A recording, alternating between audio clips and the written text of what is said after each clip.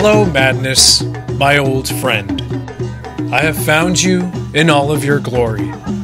In between your thin alleyways, reverberating off the mud and clay walls you surround yourself with. The more I walk through your realm, the less I fret. The more I embrace your eccentricities. Perhaps then it is I who have fallen far from sanity.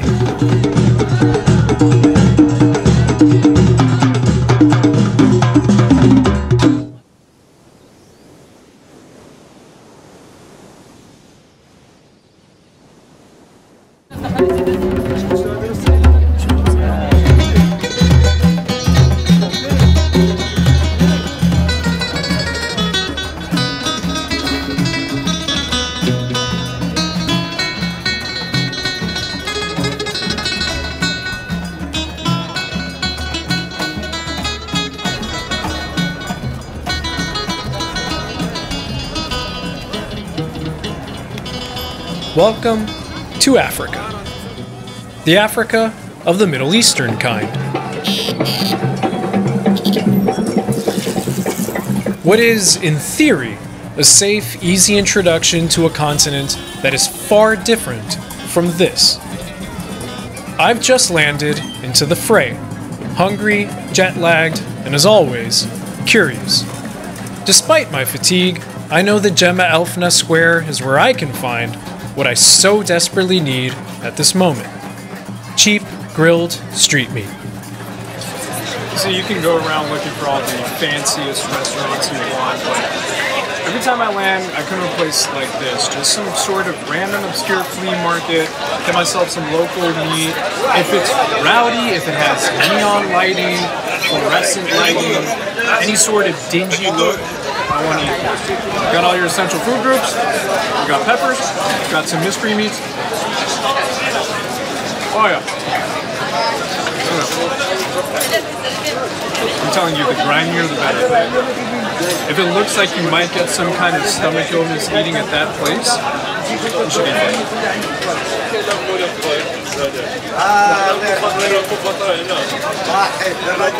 I'm about that.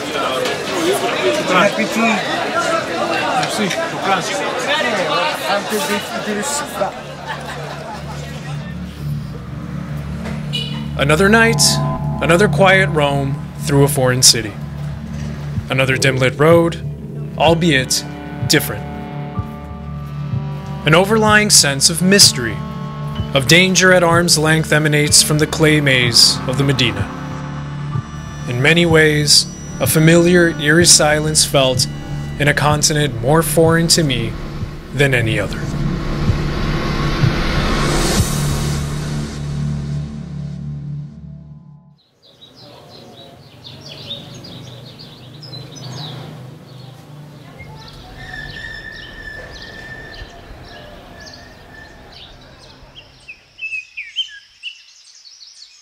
Marrakesh, the morning after.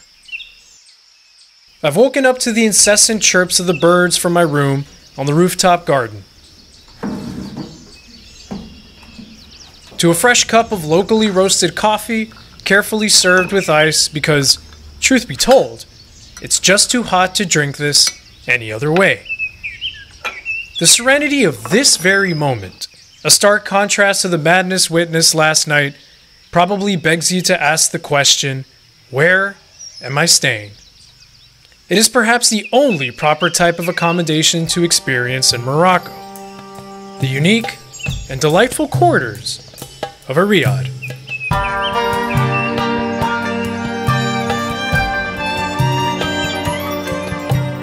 A riad is a traditional multi-story Moroccan palace that gets its name from the garden or courtyard that is typically found engulfed by the rooms and common areas of the building.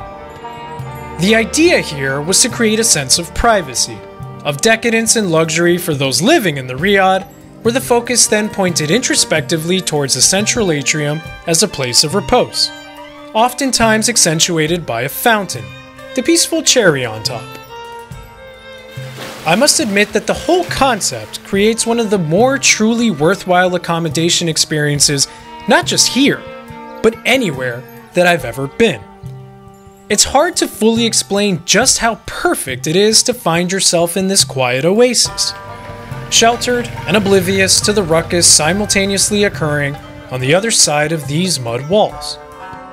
The true beauty of a riad isn't in its Berber architecture so much as it is in its ability to provide you with a retreat from reality.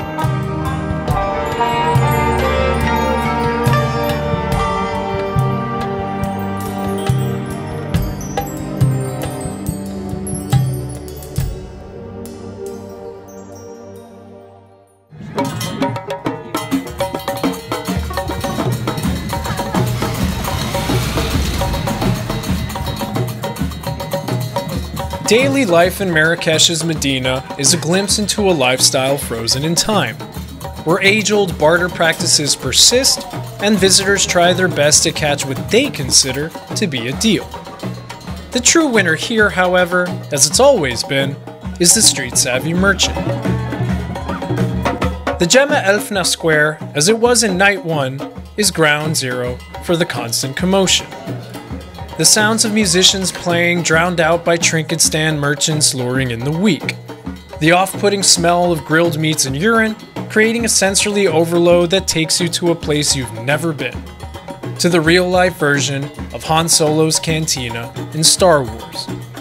That's what this feels like. Outside the square, the labyrinth of corridors creates a tangled web of passageways. Following these can either lead you towards another strew of exotic rugs and tagine pots, or into a desolate nook that serenity seems almost illogical in Marrakech. Though the city is characterized by mayhem, it doesn't take much to stumble upon its tranquility. Incredibly, under the scorching North African sun, I spent the day walking aimlessly, appreciating the ancient mud and clay walls that led me to those quiet pockets. Homely, unpretentious, sublime.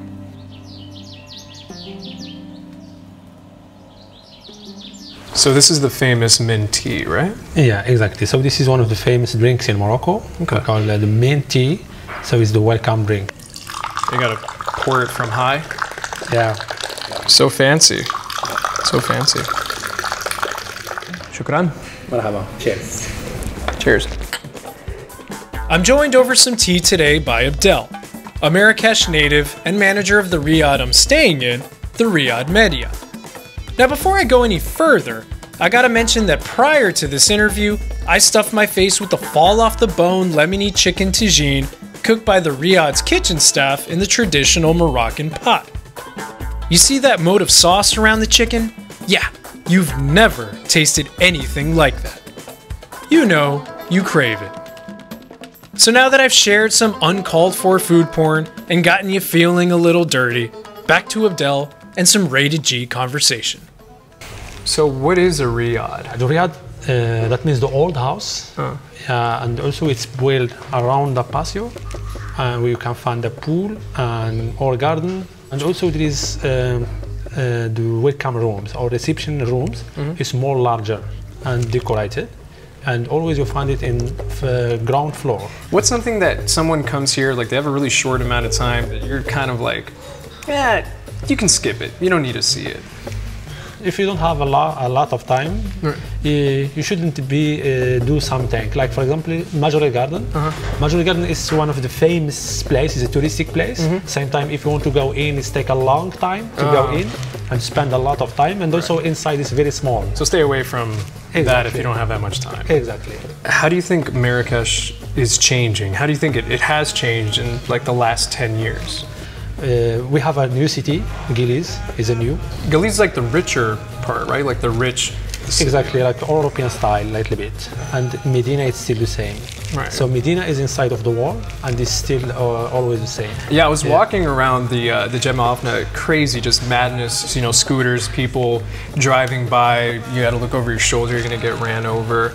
It's exciting. It's really energetic. It's, you know, a lot. Like in the grander sense of what is Morocco, how is Marrakesh different from, say, Casablanca or Tangier? Yeah, Marrakesh is a historic city and it's very old. And also Marrakesh is very famous in Morocco for the local people also. They like it. Right. They have a nice food. The best food is in Marrakesh. Best food in Morocco. In Morocco is in Marrakesh. So I was walking in the big square and it's full of like these like fluorescent lit little like stands, kind of dingy looking stands where they sell like all sorts of like different meats on skewers, right? Like you have kebabs and stuff. It's really tasty. Yeah, the big square there is a street food and this starts only at night. It starts around 4 in the afternoon to midnight, and it's always busy. And always packed all with the people. time. Yeah, busy. I gotta say, when I got here, I didn't know what to expect. It's crazy. It's just there's a lot going on, but it's nice. It's a city that packs a punch for sure. Yeah, for me, it's the best city. Cheers to that. Yeah.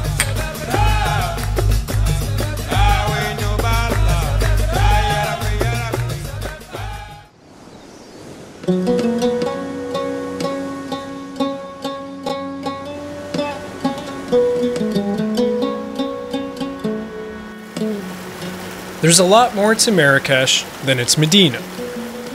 If you peek over the walls and set your eyes on the hilly horizon, you'll come across the great juxtaposition of this city, the calm that offsets the madness.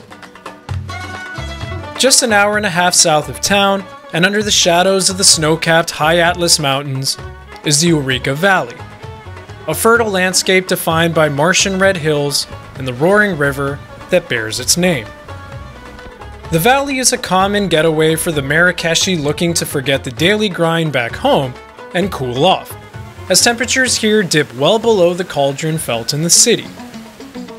The towns and farms fed by the river are mostly inhabited by Berber settlements, the indigenous people group of this side of Morocco, and to a greater extent, much of North Africa as a whole. Visiting one of their traditional homes isn't exactly unique, as much of these families open up their doors for tea service to tourists whizzing by. So yeah, I guess it's something touristy, but in all fairness, an invitation to take a glance inside the daily life of an ancient people group hiding in plain sight through much of North Africa is another stone unturned. My way of growing.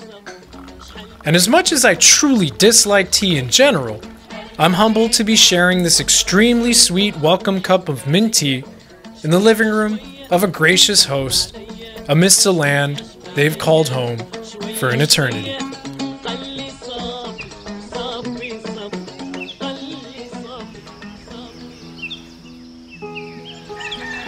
I leave the cluster of Berber Pissé homes carved into the hillside to head further into the valley, taking in every sight and soothing sound. It's hard to explain how refreshing this can be, how one can so easily detach himself from all the pandemonium and find an oasis with all the bells and whistles you'd imagine only to be true in movies. But the deeper I trek Ourika, the more I admire what I've found. The more the destination becomes irrelevant. That destination, by the way, is the Setti Fatma waterfall. The melted snow-fed waterfall streams gently down to the river and the towns that hug and live off of it, both commercially and agriculturally. The hike itself isn't one of the easiest I've done, but given the cooler temperatures and distracting scenery, the roughly 30 minutes it takes to get to the top seemingly fly by. It's one of the few waterfall hikes I've done where I could easily see myself spending the whole day slowly moving up to the summit. Perhaps maybe even bringing a picnic basket packed with some of that fine street meat from the Jemaa el Fnaa and parking under a tree. Just a thought, I guess. Once you get to the top, you understand why you came this far. No, it's not the most impressive nor the greatest view, but it just feels right. A fitting payoff for today's far-reaching journey. So my guide says to me, let's keep going. It's going to be worth it. Trust me, it's going to be worth it. I say, I don't know, I've done hikes everywhere. North America, Asia, Europe, you name it. Not feeling it, let's get some B-roll. I'm really happy I listened. You can easily come here and not see this, but there's something about that waterfall, about the water trickling through the stones, the red clay. It's worth it.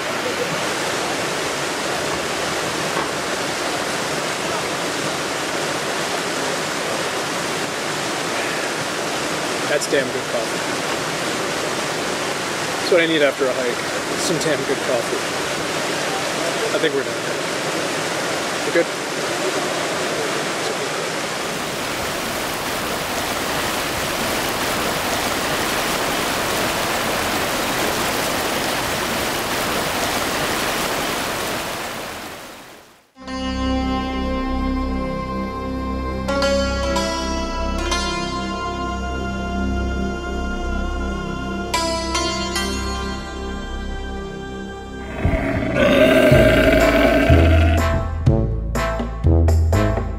Okay, so this one I kinda had to do.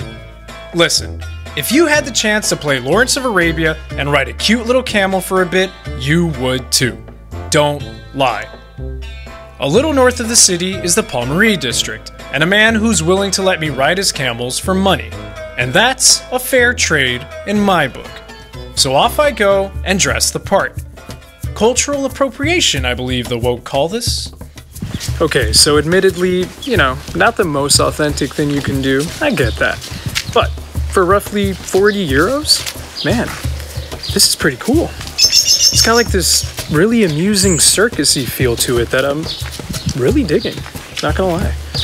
Despite the fact that I'm riding this camel in what looks to be a quad track and an abandoned parking lot with some newly planted palms, I'm enjoying this perhaps a little too much for my own good. Though I do have a few entrepreneurial suggestions to bring this business stateside. You know what this camel needs? Some cup holders.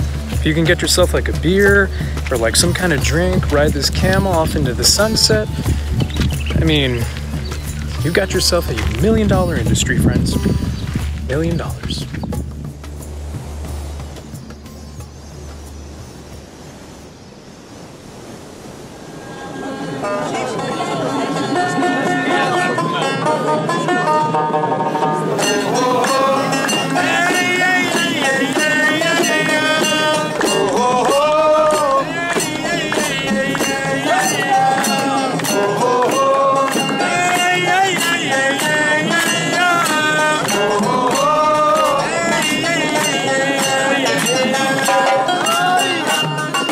To me, the art of traveling lies in leaving a narrow mind at home.